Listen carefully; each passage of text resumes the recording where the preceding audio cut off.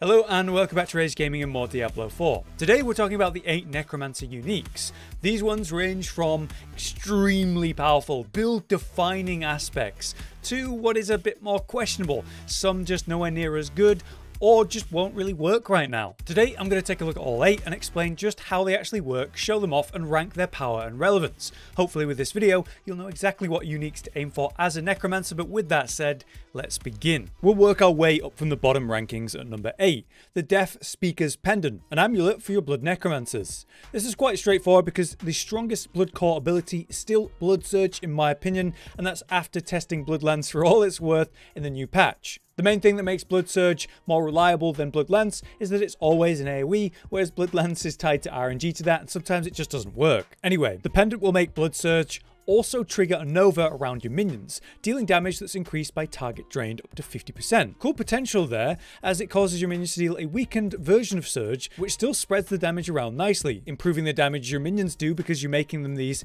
mini surges. And there's another aspect to this that just really sucks, and if it worked this way, it would actually be really high potential. Paranormal Blood Surge is the meta pick for Blood Surge. While you're healthy, you deal damage with Blood Surge. That gives you a stack. At 5 stacks, your next Blood Surge is guaranteed to overpower. The little Nova around your skeletons does not count towards that stacking potential. If it did, it would make this insane potential, and yet considering this stacking effect doesn't work on your minion surge, it has kind of hamstringed itself. Not to forget, if you look at your minion sacrifices, to run this kind of setup you'd have to be giving up way too much. 40% times increased overpower damage on the sacrifice of your mages, and then 10% times health increase, which further improves your overpower with the blood golem sacrifice. You don't want to give that up. So in all ways that I can think of it, I don't see how this works, and I'm confused as to how they thought it did. To my understanding, no one's using this unique, but I'd love to be proven wrong. Next, let's move on to number 7 though, the Bloodless Scream. The unique aspect causes darkness skills to now chill, and even potentially freeze,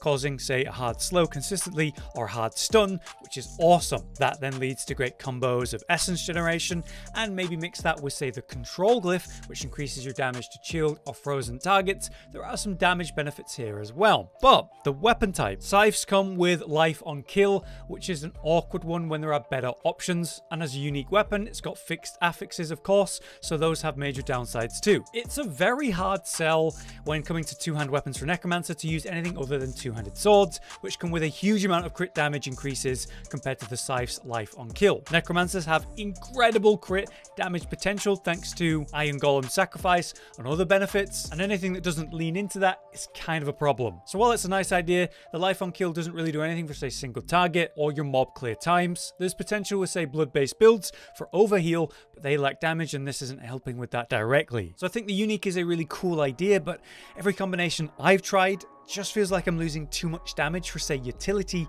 that this weapon brings. Moving on, we have number 6, the Blood Artisan's Cuirass. A weird one again to have lower on the list, but this is because the unique can be a bit of a trap. When you roll well and play this well, it's actually awesome. It'll be only 5 blood orbs to collect at a top roll, which means a free bone spirit as you do.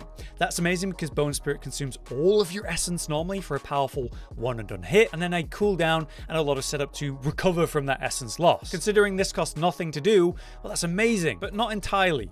Its damage is based off your current life, and you will actually have to put points into bone spirit and the talent tree as a whole with enhancements, which does mean it demands 3 skill points to make it work properly, which can be a bigger ask for certain builds. But also, yeah, you might not roll well, you might roll badly, meaning, say, worst case, a potential 10 blood orbs needed to be gathered before it actually triggers, which is way too much. The chest piece and its set affixes provide better blood orb healing and a damage bonus when you pick one up, the all-important total armor increase, as well as ranks of bone spirit, so the affixes are actually pretty decent. When it comes to a bone spirit build or a healing based build through blood orbs, brilliant synergy there. I use this chest piece in my bone spirit build and my blood surge build. For both, it provides extra damage thanks to the extra bone spirits, and helps with mob clear where, say, the bone spirit focused build has a bit of an issue with that. But you need to get one that is well rolled to make it really work. But with those considerations, it can be very good. But as we move up the list now, we get to the ones that are just straight up good for their builds.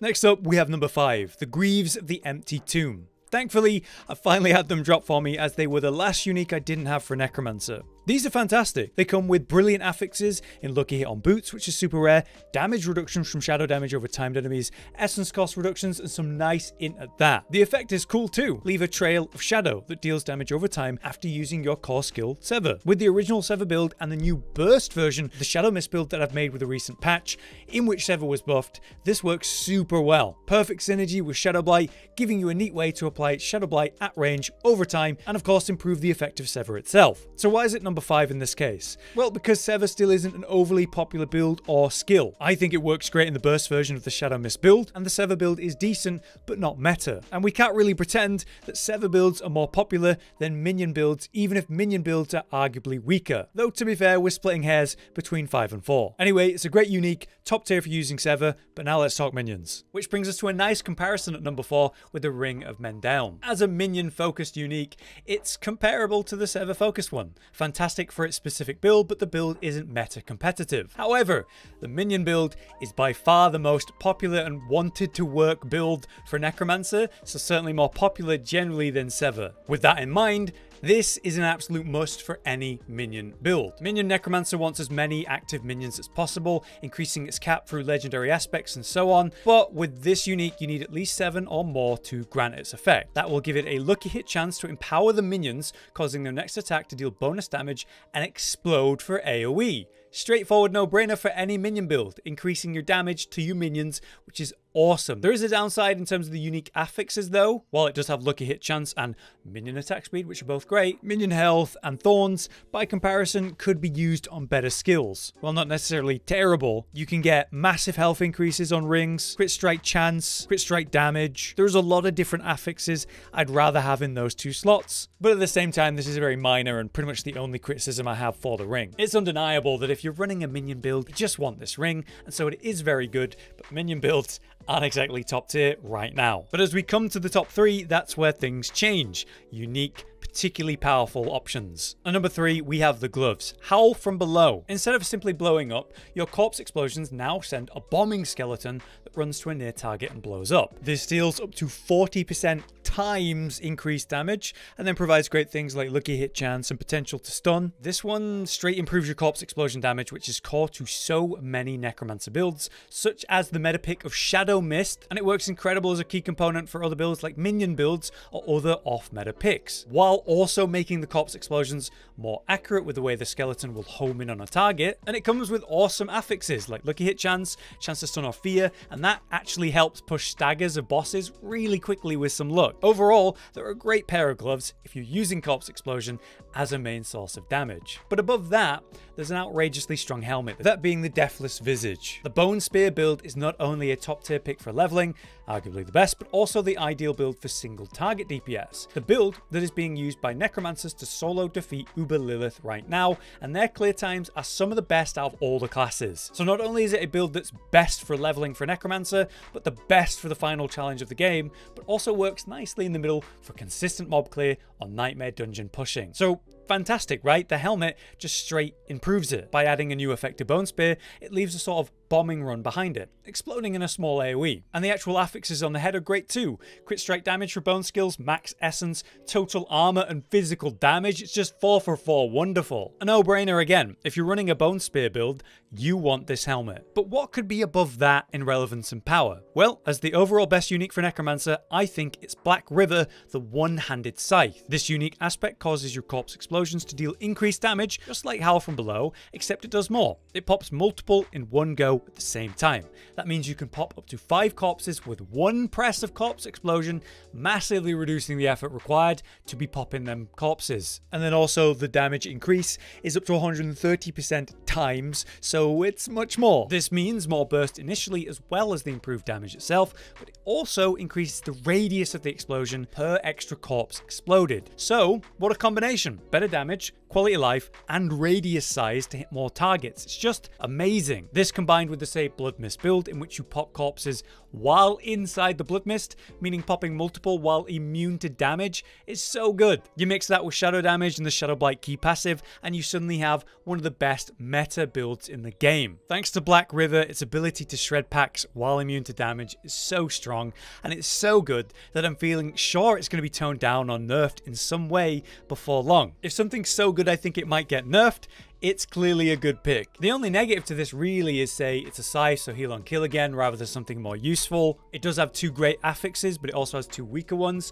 as a criticism, but none of that really affects how just good this is. But there you have it. That's the full list of Necromancer uniques and their current standings in my opinion. I am expecting buffs for some of these, or at least the builds they're tied to, and I'm also expecting nerfs, so I guess we'll see. But until then, I've been Hollow, you've been you. Thanks for watching, and we'll see you next time. Josh, Cotton, and Hollow with the videos, dropping the humor like a hammer on your tippy toes, bringing entertainment on a daily arrangement to take our insanity and turn it into entertainment. Yes, I said entertainment twice, to reiterate that it is nice to look into your faces on a mostly daily basis when you let us in your homes to make the whole world a stage. Goodbye.